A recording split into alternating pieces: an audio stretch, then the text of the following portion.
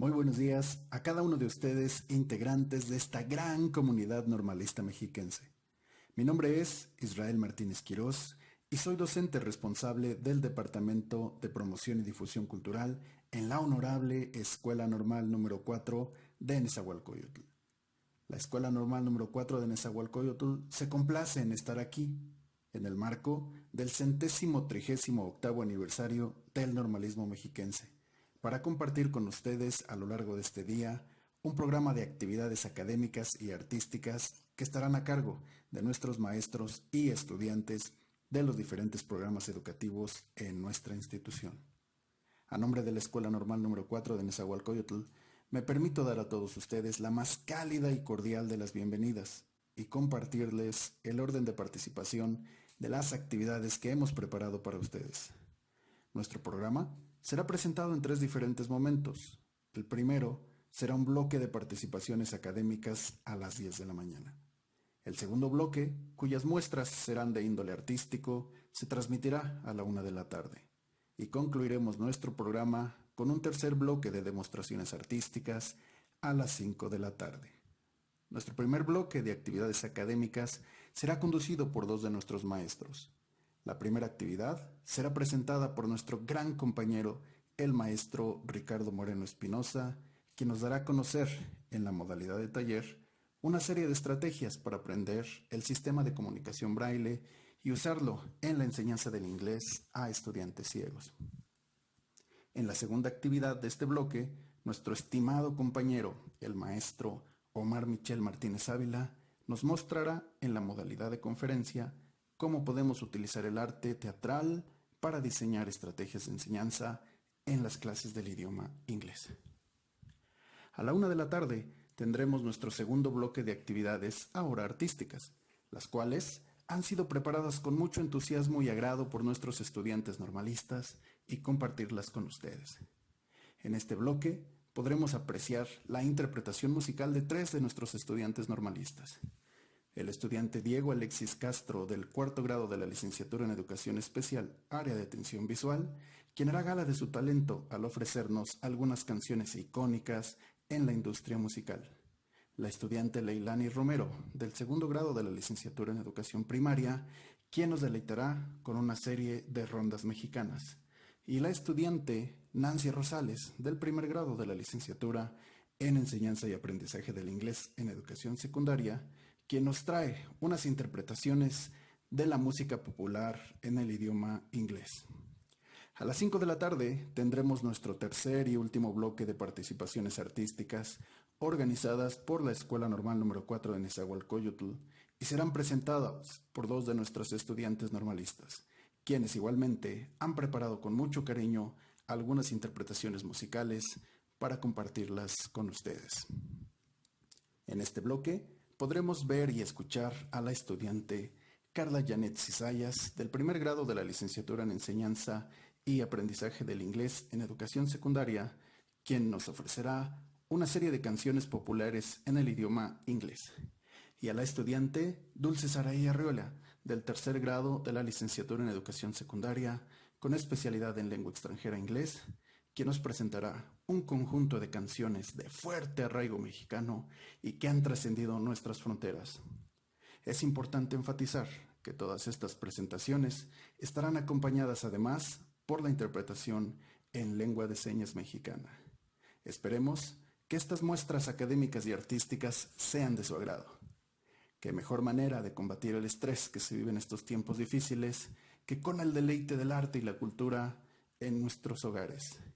Nuevamente les reitero, a nombre de la Escuela Normal número 4 de Nezahualcóyotl, sean todos ustedes bienvenidos. Finalmente, me permito hacer extensiva nuestra mayor recomendación para estos días. Estimada comunidad normalista, por favor, quédense en casa.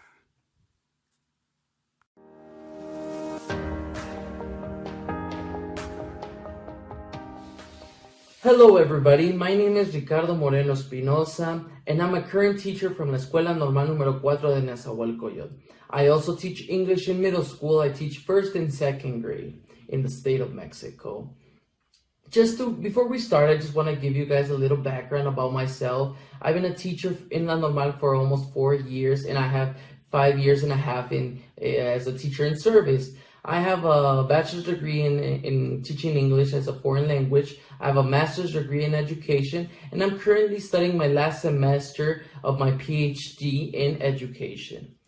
And just to give you guys a little background about what we're going to be talking in the video, it's going to be, well, the title of this workshop is Braille and English Language Teaching for Basic Education. As all of you guys know, this is a very important topic because since 2011, students with special needs are now currently studying in regular schools. And also, the Escuelas Normales does not give us all the tools that we need as teachers in service or teachers in training to help students accomplish their goals or accomplish their knowledge. So this workshop it's intended to give you some strategies in how we can work with blind students. So I really hope you guys enjoy it. We're going to be sharing some slideshows and some important information so you guys can have background knowledge if in the future you're going to have students with these special needs. So I hope you enjoy it. The title of this workshop is called Braille and English Language Teaching for Basic Education and presented by me, Ricardo Moreno Espinosa. But before we get started, I want to share with you guys something that happened to me a couple of years ago. When I was in 7th and 8th semester, the first time I arrived to the classroom, it was the group 2nd grade B. Imagine, as all teachers, you come into the classroom and you leave your things on the desk, and then you turn around and you see 35 students staring at you because they're very excited. It's the first day. You enter the classroom and you're like, "Hello, students, how are you?" "Fine, thank you, teacher." So everything's normal. You leave your things, you turn around, and boom, that's where I saw my students, or that's where I got shocked the first time that I entered the classroom. I turned around, his name was Pablo, and my student Pablo was blind. So in that moment I was like, I don't know what to do. I was a student, I was a teacher in training, I was a student from La Normal, and I'm like, how am I going to work with the blind students? At the beginning, I was really frustrated. I was really worried, and I was like, what am I going to do? I asked the head teacher from the school, and I was like, "Teacher, how do you work with this kind of students?" The teacher told me, "You have to wait because there used to be an USAID teacher that always gave strategies to how to work with students that are blind, but these strategies were very basic. The problem was that student just knows the basic. Well, back in those days, the only thing he knew was basic Braille." So we used to create flashcards with Braille drawings. So I'm going to talk about that in the future slides. So just don't worry. I'm just giving you guys like a flashback of what happened. So this USAID teacher used to tell me, "Oh, you have to create like flashcards. You have to do it this way so your students can learn just vocabulary, so to get like the global context of the class." So I was like, oh, this is very interesting. The thing is, and that's why I've been preparing myself in working with inclusive education and how to work with students that are blind or students that are deaf. So this is just like before we start, I just wanted you guys to know why I'm so interested in this topic, and that's why I want to show you guys a little strategies in the future if you guys have a blind student inside your classroom. So, a little bit of how everything started. When did everything start in Mexico? It was back in the days in 1867 with our President Benito Juárez. He created the Escuela Nacional para Sordomudos. So this was the first school in Mexico that helped students with special needs. And then in 1870, he changed the name to la Escuela Nacional para Ciegos. Okay, so as I already mentioned, this was the first school that attended students with special needs, but unfortunately, they only attended blind students. And after that, well, we as schools or people in different countries people they're not only blind or they're not deaf, they have different disabilities. So in 1970, in December the 18th, what happened? The government created La Dirección General de Educación Especial. They created these two different systems. They created CAMS, they created USAED.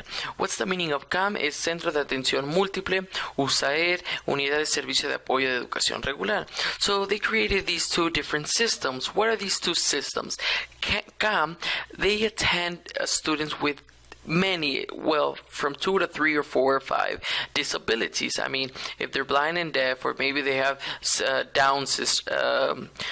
they're maybe Down syndromes, or they have different disabilities, these students are going to attend CAMS. It's from 2 to multiple disabilities.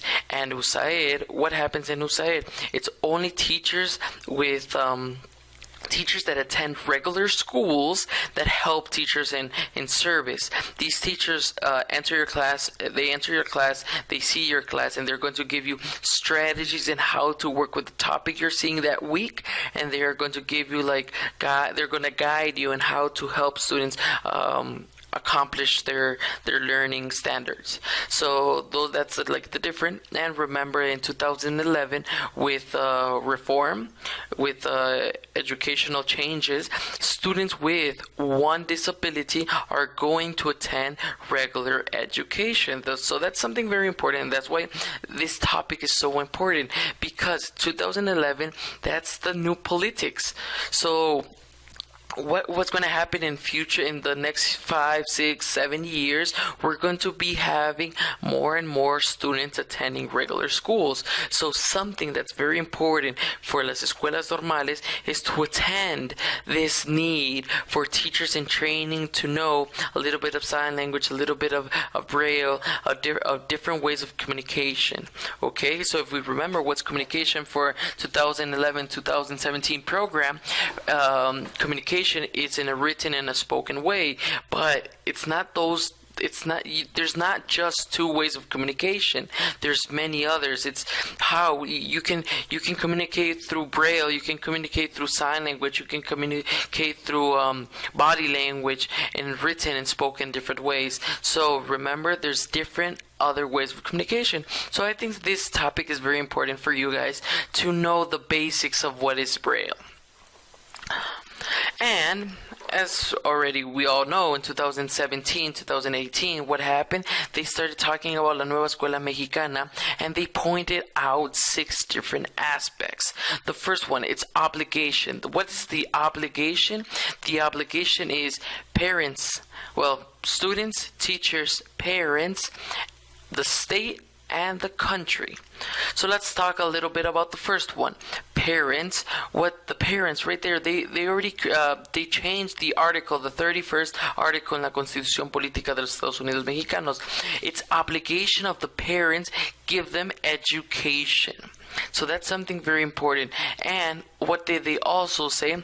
We have to have communication with teachers, students, and parents throughout the school year. That's something very important. Another very important thing is that the government, it's the municipality, the state, and the country has the obligation of giving them education throughout kindergarten through university. Right now, I mean, they're creating, I think the president said that he's going to create 130 universities, but right now they only created 19. So obligation is kindergarten through high school. They want all students to go up to university, but I think they're in the 20-25% through that. But obligation, kindergarten through high school. Next one, it has to be universal. They have to have universal syllabus. That's something very important. They have to have universal syllabus, and we also have exams that are standard. Why? Because we have to have the same knowledge around the whole world, and that's something we're going to talk about later in the what's it called? Sorry, in the 2030, las metas del 2030. That's something that we have to have universal universal syllabus. That's something very important. Also, inclusive teaching. That's why we're talking today about Braille. Inclusive teaching in 2011 and especially in 2017, students are going to attend regular schools. If they have just one disability, they're going to attend regular schools. And if they have two or more, remember they're going to go to CAM. But we're talking right now regular schools. Why? Because we're being prepared to be teachers in service in regular schools. So we need to know how to attend students with special needs. Another thing, it has to be public. Another thing, it has to be free. And we do not have to talk about religion. So these are the 6 basic points that the Nueva Escuela Mexicana is talking about. And after that, just to give you guys a little bit more topics about what's happening around the world, La Organización Mundial de la Salud, the OMS, and the Banco Mundial mentioned in 2018 that we have 93 million kids around the world. And from these 93 million kids, what happens in our country? Well, before we talk about our country, there's some programs and there's some institutions that help us in education, the government gives us money and helps us attend these students. It's the UNESCO. We have right there, we have the OCDE, we have UNICEF, Save the Children, and we have the agenda, and it's for priority, that's education, and it has to have inclusive topics through the whole country. So that's something very important.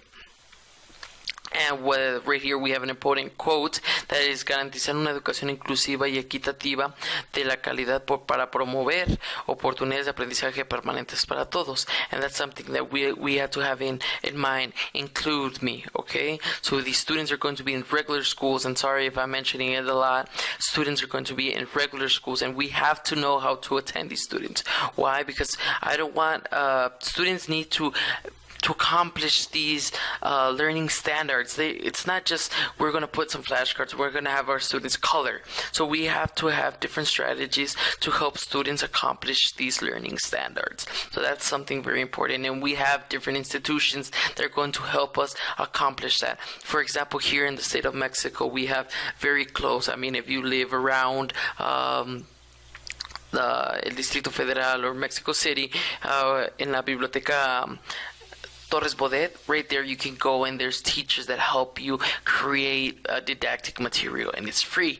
You just leave your material and they create it, or they help you create it, and in 1 week you can go and pick up a book that's in Braille. So that's something very interesting. There's different institutions that helps us. So in our country, what's going to happen in 2018? The INEGI said that there's 126,740,000, and 736 people. From all this amount of people, 6% of the population have a disability. That the 6% is 188 people have a disability. And from those, how many people are blind? We have 1,292,000. So if you can see, there's a lot of people in our country. 6% have different disabilities, and right there we're talking about people that are blind or are débiles visuales, that they do not see very well. We're talking about 1,292,000 people. So we're talking about a lot, and please try to pay attention a lot, because we're going to have these students in our classrooms attending regular schools. So teachers in training and teachers in service, we need to know different strategies and how to help our students accomplish the learning standards. So that's why we've been mentioning the importance of learning Braille for English language teaching. So how are we going to work with this? I hope you guys are ready to work with these materials. So before we start with we already mentioned about the importance. Now, what is Braille? This is something that when you go around, if you go to the bank, if you go to the subway, and there's right now there's a lot of places where you go and you see these dots on the wall, and everybody's this is for blind people. But really, well, like, what's the definition? Right there, we have a definition. Braille is a system of touch and read and write for blind people in which its raised dots represent letters in the alphabet.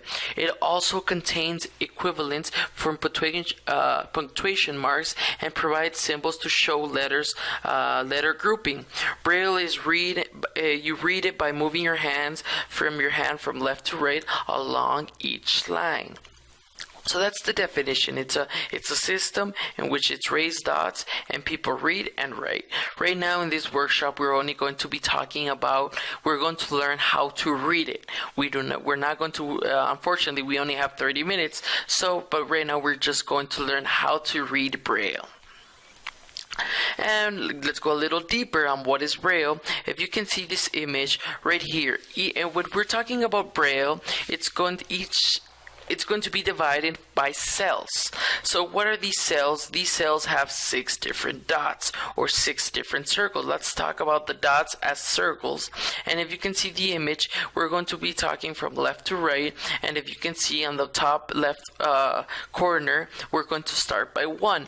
So it's 1, 2. If you go down, it always starts from left to right, and you're going to go from 1, and then you're going to go from 1 down to 3. It's 1, 2, 3, and then you go to the right part, it's 4, 5, 6. So that's something very important. Remember that Braille, it's divided by cells, and each cell has 6 different dots, okay? And you're going to start from left to right. And what happens right here? You also have 64 different combinations, okay? So that's something very important to keep in mind. You have 64 different combinations. It's called a cell, and it has 6 different dots. So I hope you guys are ready. We're going to start task number 1. So for task number 1, please take a photo about this, or if you can, please write it on your notebook. So if you can see right here, we have 4 different lines, and in each line you have around 11, 12 different cells. You have 6 different cells, and each cell represents 1 letter.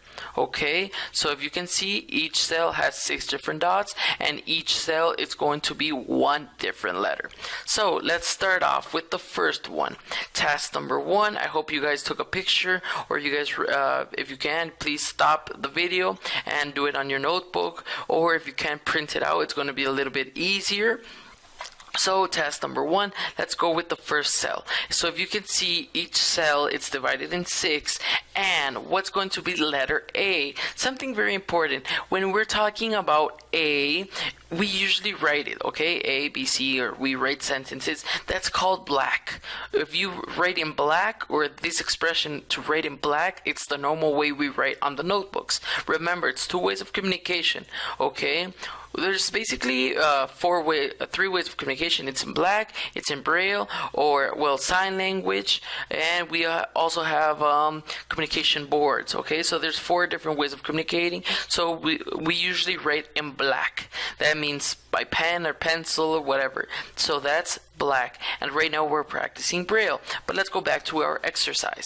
If you can see on this image, what I want you guys to do with a black pen or with a marker, you're going to write on the first circle. Remember right here, let me go back. It's divided in 6. 1, 2, 3, 4, 5, 6. What I want, A. Which one represents A? It's going to be, you're going to fill in the circle number 1. That's going to be A. As you can see it right there in the image, this represents A. Now, let's go with the next one. Now, that's all for A. Go to the next cell. Next cell to write B, it's going to be 1 and 2, as you can see it on the slideshow. So for letter B, please fill up the spaces 1 and 2. Okay, so right there, please take your time, fill it correctly, the whole circle. Remember, A, it's just circle 1. B, it's 1, 2. So right there, so far we only have 2 letters. A, it's going to be 1, and B, it's going to be 1, 2. Next one, C. Right there, next cell, go to the next cell. It's going to be 1, 4. This represents C. You're going to fill in 1, 4. Next one. What do we have? We have the whole alphabet. Please take a photo. Please write it on your notebook. So we have A. Remember, each letter you're going to fill up each cell. So the first cell, you're only going to fill up the circle number 1. That's going to be A. Next cell, you're going to fill the circles. That's going to be B. It's 1, 2. C, you're going to fill in the circle 1, 4. For D, you're going to fill up 1, 4, 5. E, you have 1, 5. F, 1, 2, 4. G, 1, 2, 4, 5. H, 1, 2, 5. I, 2, 4. J, 2, 4, 5. K, 1, 3. L, 1, 2, 3. M, 1, 3, 4. N, 1, 3, 4, 5. O, 1, 3, 5. P, 1, 2, 3, 5. Q, 1, 2, 3, 4, 5. R, 1, 2, 3, 5. S, 2, 3, 4. T, 2, 3, 4, 5. U, 1, 3, 6. V, 1, 2, 3, 6. W, 2, 4, 5, 6. X, 1, 3, 4, 6. Y, 1, 3, 4, 5, 6. Z, 1, 3, 5, 6. And for right there, remember that there's 64 different combinations. This is just the alphabet. And you can also write numbers. You can also write punctuation marks. So to end the sentence, right now I just want you guys to practice. Just the dot represents the circle 6. So if you guys want to put a period or want to put a dot, it's going to be circle number 6. The question mark, it's going to be 2, 3, 6. The comma, it's circle number 2. And the apostrophe, it's 3, 5. Okay, these are just 4 examples of punctuation marks. So remember, dot, it's 6, question mark, 2, 3, 6, comma, 2, and punctuation mark, 3, 5. So this was task number 1. Okay, so now let's go to task number 2. We're also going to use the same image. Okay, so right there, remember we have different cells. For each cell, it's 1 letter.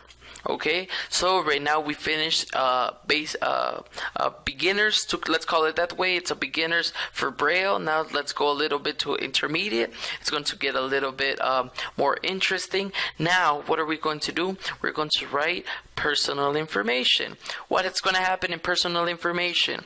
Right there we have the first sentence. My name is. Okay, so what are you going to put? For example, if I was writing Braille, I'll put my name is Ricardo. So what happens right there? My name is Ricardo. On the first cell, right here, on the first cell, we're going to go back to the M. What's the M? It's 1, 3, 4. So right there, I'm going to fill up the first cell. It's 1, 3, 4 for the M. And then I'm going to go to the Y. Next cell, it's 1, 3, 4, 5, 6. Something very important. You're going to for each word, after you finish the word, you're going to leave 1 cell blank. Okay, this blank spots means that you're going to go to the next word. So right there, so if I want to write M, I'm going to put 1, 3, 4. The Y, 1, 3, 4, 5, 6. That means Y. That means I'm going to start off the sentence with my. I'm going to leave a cell in blank, and then I'm going to go with name. Name. I'm going to look up for the N. That's 1, 3, 4, 5. Then I'm going to go to the next cell. That's A. It's 1, and this way we're going to fill up all the personal information. So right there we have question number 1. My name is Ricardo. Number 2, my last name is, for example, if I'm filling up the information, I'm going to put my last name is Moreno. Next one, my favorite hobby is I enjoy going to the cinema maybe. My favorite color is pink, and in the afternoons I like to read a book and drink a cup of coffee maybe. Okay, so this sheet or this image that I'm showing you guys, if you run out of space, don't worry, go to the next line and keep going, okay? So it really doesn't matter. If you guys were writing Braille like on a sheet of paper, you're going to have more spaces, but this is just a slideshow, and the image only, I can only show you guys 12 different cells. I mean, if in the whole sheet you have around 20 to 28 different cells, you have spaces for the different cells, okay? This is just, we're just practicing, we're just getting hang of, we're just understanding what's going on with Braille. So just practice. Remember, for when you finish each word, leave a cell in blank and then keep going. So my name is, please everybody put your name, your last name, what's your favorite hobby, your color, and what do you like in the afternoons. Okay, so let's call this activity. When you finish, let's go to the next task. Please, this is in intermediate. Okay, if you haven't finished, please stop the video, finish your task, and then let's go to task number 3. This is for students that are a little bit more advanced. What's going to happen right here? Something that's very useful is using this grammar translation method. So what happened right here? We have Little Red Riding Hood. What you're going to do with advanced students, you're going to start translating from Spanish to English, okay? So right here, you're going to read it out loud, and you're going to say, Little Red Riding Hood lived in the wood with her mother. One day, Little Red Riding Hood went to visit her granny. She had a nice cake in her basket. On her way, Little Red Riding Hood met a wolf. "Hello," said the wolf. "Where are you going?" "I'm going to see my grandmother. She lives in a house behind those trees." The wolf ran to Granny's house and ate Granny up. He got into Granny's bed. A little later, Little Red Riding Hood reached the house. She looked at the wolf. Okay, so these are 3 small different paragraphs, and what are you going to do? You're going to translate the whole story. Okay, so if you can, please, right there, I leave you guys the alphabet. Start translating paragraph by paragraph so you can work more with Braille.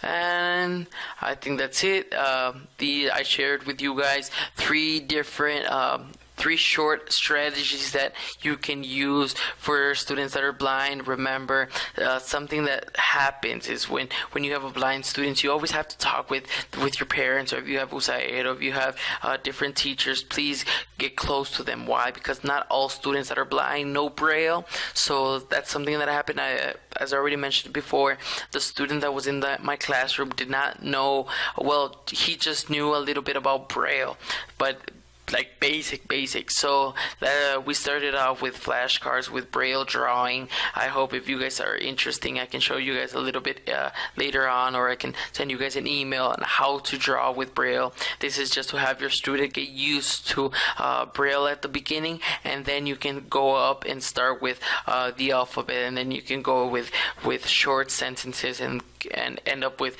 paragraphs or more complex structures. So that's all. I leave you my email there.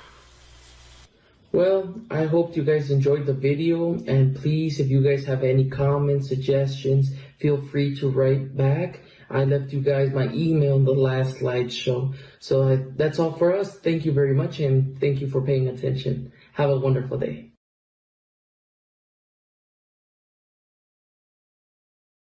From reading to theatrical representation, using graded plays in the classroom as a means for English language teaching in the context of Escuela Normal Número 4 in Nezahualcoyotl. Dear professors, head teachers, and students that belong to each and all the different escuelas normales in the state of Mexico, it is such an honor for me to speak to you today. I have a couple of questions that I hope will eventually help to raise more ideas, to come up with more ideas. It is often said that literature is the highest form of language. So basically my first question has to do with the idea that based on the idea of complexity, How can teachers and students make the most out of that complexity in literature in the interest of working on the foreign language skills? And moreover, what are some of the possible benefits of integrating drama and plays in the classroom as a means for English language teaching in the context of the 2018 education model in the case of the teaching and the learning of English program in escuelas normales? Well, I'll talk to you about two successful experiences that I believe have had a very positive impact on the students' performance when it comes to fostering individual and collaborative work. The two specific examples that I would like to bring up today are the courses of Introduction to Literature, which I have taught myself in from 2018 to 2019, and 2019-2020 school years accordingly.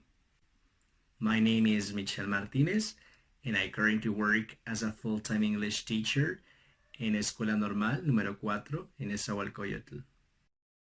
Part 1. Why to teach English through plays and drama in accordance with the new 2018 education model established for the teaching and learning of English program in escuelas normales. 2018 was the year that I started working as a formador de inglés in Escuela Normal number 4 in Nezahualcoyotl. And it was that same year that the new 2018 education model for the teaching and learning of English program came into force. And with it, the curricula was designed or redesigned in an effort to update the 1999 program. But this time, in order to meet the current needs of society, the international standards. So training bilingual secondary school teachers for the foreseeable future became a clear objective in the national agenda of the education system.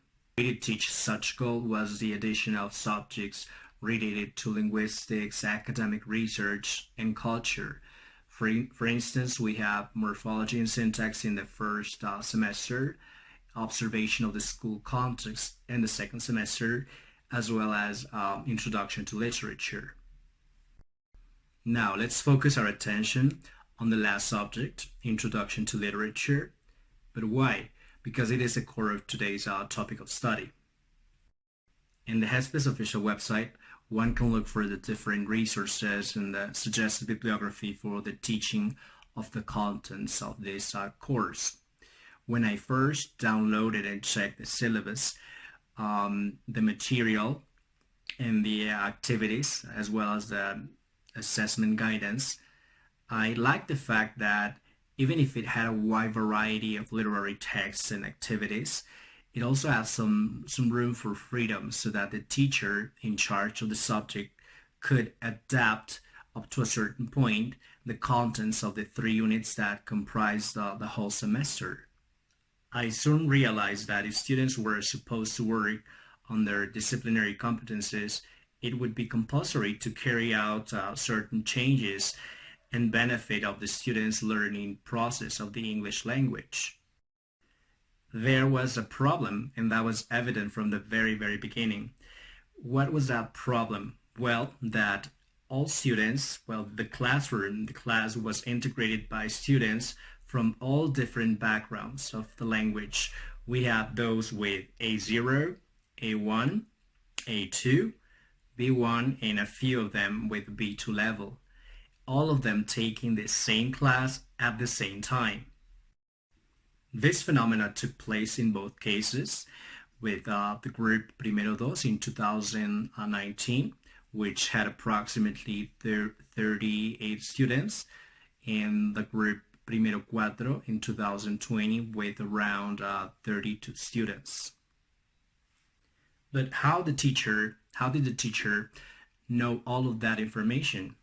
thanks to a diagnostic examination that is carried out at the beginning of the school year, in which all students, without exception, must take at the beginning of their studies. In consequence, the big challenge for both the teacher and the students was to read literary texts and to understand them from both a cultural and a didactic point of view, and at the same time to continue to learn the foreign language skills. And apart from the different activities, I mean, the guided reading, as well as the individual reading, the pre-reading and post-reading activities carried out during and after the analysis of each text, a final project was meant to be presented at the end of the semester, and it was the guiding thread of the course and the aid I think that students needed to face the complexities of reading English texts for the first time. This project, which was proposed at the very beginning of the semester, aimed to retrieve Shakespearean drama, particularly tragedies and comedies, as a means to foster individual and collaborative work in multi-class, with the purpose of working with oral and written communication in the target language. Now let me talk to you about the first experience. Last year, I had the chance to work with a group of around 38 students for the course of Introduction to Literature. They were Primero Dos. During the first class, I presented the contents of the course to them, and the students came to an agreement on the percentages for each activity in terms of the evaluation process. Finally, when the students got to know that they were going to work on the staging of a play, I vividly remember that some of their faces glowed with enthusiasm and they were excited. There were those who were kind of perplexed and worried, and there were those as well who seemed to be uninterested, or they had no clue of what they were going to do and how they were going to do it, perhaps because they could barely understand what the teacher was saying to them. Comparing the first moment of uncertainty with the thrill and the success of the day of the presentation made it all worthwhile, in my opinion. We have the case of Hector, a student whose level of English may not be the best and who usually struggle with some with grammar rules when speaking, but that day he even managed to learn some parts of Hamlet's soliloquy, and he could improvise when he was not sure. He was free and he could express his ideas. He was not that same shy and hesitant student that I met for the first time.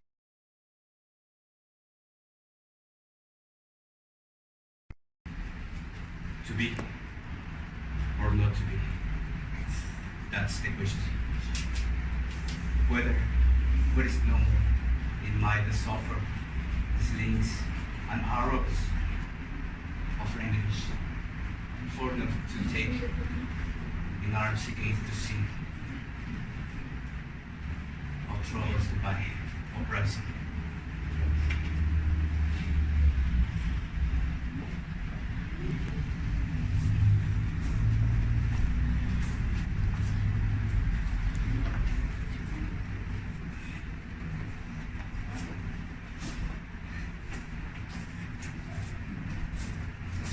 Yes, that's what it is.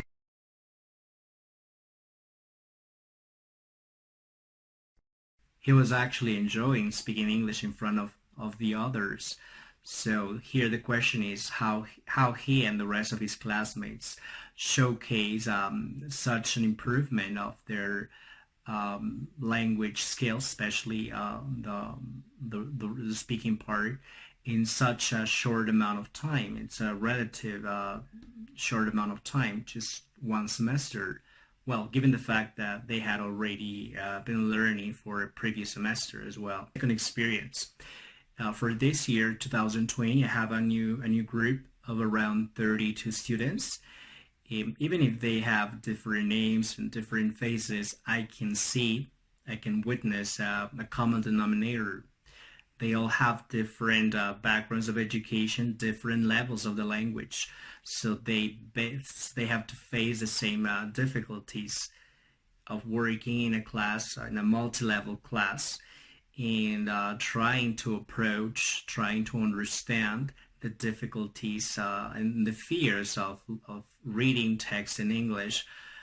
Some of them are rather complex for the first time. The project of reading and dramatizing play at the end of the semester is still on its way. It's being worked. It's not finished yet. But now, with some minor changes derived from the previous experience with the other class. This time, just like in 2019, 2 different plays were chosen, one tragedy and one comedy. In 2019, Hamlet and A Midsummer Night's Dream were staged, but this time I decided to work with Macbeth and A Midsummer Night's Dream as well. Basically, the idea remains the same, to divide the class into 2 teams, one for a tragedy and the other for a comedy. There, my dear Hermia, may I marry thee? We can escape. They cannot pursue us. In the woods, we shall hide. In the place of a honey's book. And tomorrow I truly meet. Keep promise, my love. I will be here. Look, here comes Helena. What are you doing here? Can I sit with you? Just go. What are you doing, Hermia? You the only one for all. Okay, let the battle begin. Come on! I trusted for my song. No, wait. Wait, what? Wait. Of course, I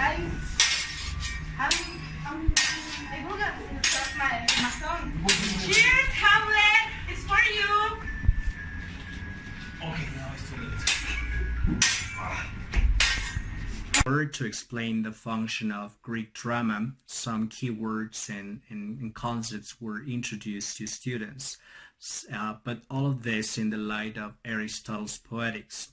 Words such as catharsis, hamartia, chorus, and the fable, understood as the plot of the story, were discussed and defined in class with the purpose of comparing how Shakespeare retook them in the structure of his plays during the Elizabethan English period, almost 20 centuries later, but with specific relevance in his context. Along with this contextualization of classic theater, we also read a short article by Mundi Rahayu. The title of this text is Literature in Language Teaching. And in this article, the author elaborates on the idea and the importance of including pre-reading and post-reading activities in the classroom based on literary text as input to strengthen both aesthetic values or the appreciation of art in general, as well as higher and lower order thinking skills, just as the author states on pages 1 and 2. And I quote literally what is stated there. Some of the major values of literature are enjoyment and aesthetics and understanding, imagination, information, and cognition. Literature also has the value of enhancing understanding of self and others. So as a result, by reading and enacting a tragedy and a comedy, Hamlet and A Midsummer Night's Dream in 2019 with Primero Dos, and the teacher and the students purported to make use of literature in its complexities, the nuances of literature, as a language model that would enable students to work on their language skills, as well as to promote the values and the functions discussed in Rahayu's text. So by studying the basis of theater, of Greek theater and drama, and then contrasting those elements with Shakespeare's tragedies and comedies, students are able to identify what has evolved throughout time and what has remained in time. And most importantly, why drama has still the power that it has, and why it continues to be as relevant in our current culture. Part 2. Choosing suitable graded plays for students of English, reading in group, and analyzing the main topics and characters in a tragedy and a comedy. Choosing a suitable version of the plays is vital for the students' interest and understanding, as well as the enjoyment when reading. Nevertheless, at some point, some key parts and excerpts from the original text were read in class with the purpose of emphasizing certain aspects. And for example, we have the case of some of the plays. At some moment, we read the original version to focus on Elizabethan English pronouns such as thou, thee, and thy. At the time, however, the reading was conducted in with the graded versions, and at times it was even necessary to check the Spanish translation, especially when students had a very hard time to understand specific idea in the text. But the translation in Spanish was just used as a last resource. Having chosen the graded version, the students were asked to read a specific number of acts and scenes at home, mainly highlighting words or lines that caught their attention, writing meaningful notes to them, and formulating questions in order to be discussed in class. Now, during class time, the teacher proceeded to ask 1 or 2 questions with the objective of boosting students' critical thinking and interest in the reading of the day. Thus, individual reading as a first initial step was promoted to spark students' curiosity, even if they were not able to understand everything or the main ideas in the text yet. Whereas guided reading was fostered in the classroom when the teacher listened to the students' ideas, concerns, and feelings towards the text. Asking key questions to check students' understanding was a determining factor to decide if we should go ahead or we should stop at some point and to go over a certain part of the text in order to have a better idea to advance the reading comprehension process.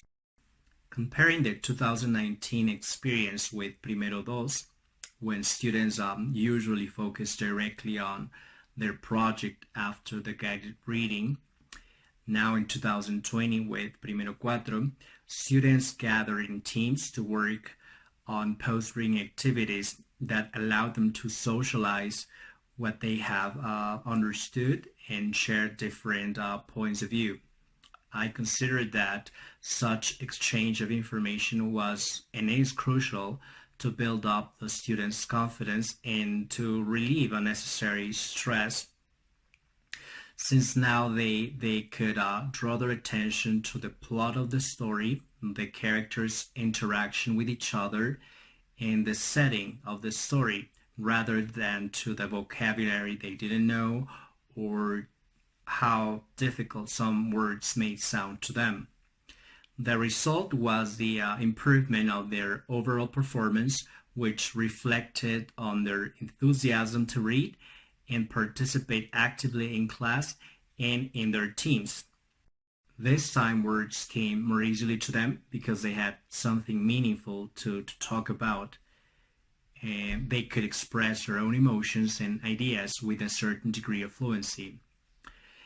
In this same vein, Irma Gonson, in her article entitled Nurturing Emotional Intelligence Through Literature, which was also read in class and analyzed, she suggests that, and I quote this from the text, literature has the potential of fostering emotional intelligence and by providing emotional experiences that shape the brain circuits for empathy and get an insight into human behavior, literature also promotes language learning by enriching learning's vocabulary and modeling new language structures.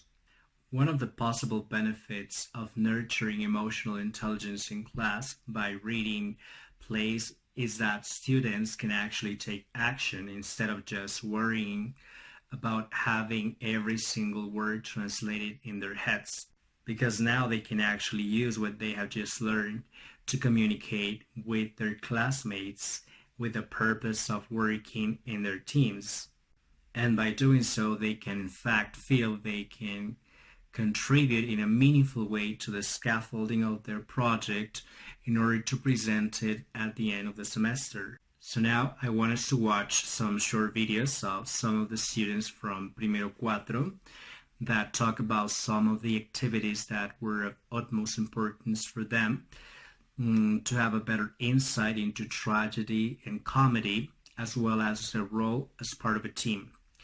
Among some of those activities, we could enlist drawing maps of characters, summarizing the main acts and scenes in graphic organizers, and carrying out debates in class of a few of the quotes that appear in the corresponding plays in order for them to express their own opinion or to differ from the opinion of, like their classmates' opinion or point of view with regard to a controversial issue or topic of common interest.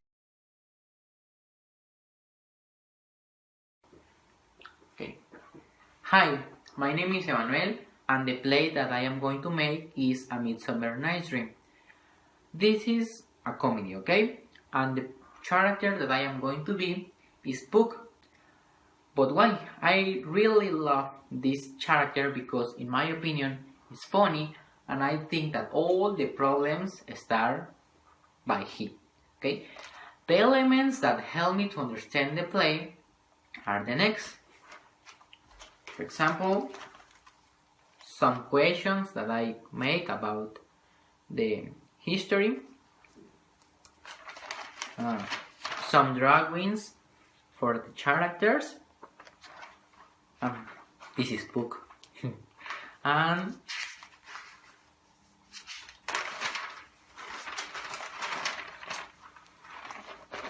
more drawings and some maps. Okay, and so this is all. Goodbye. Hi, my name is Karen, and I am in the team of the theatrical representation of comedy Midsummer Night's Dream, and the activities that we did in all of this process.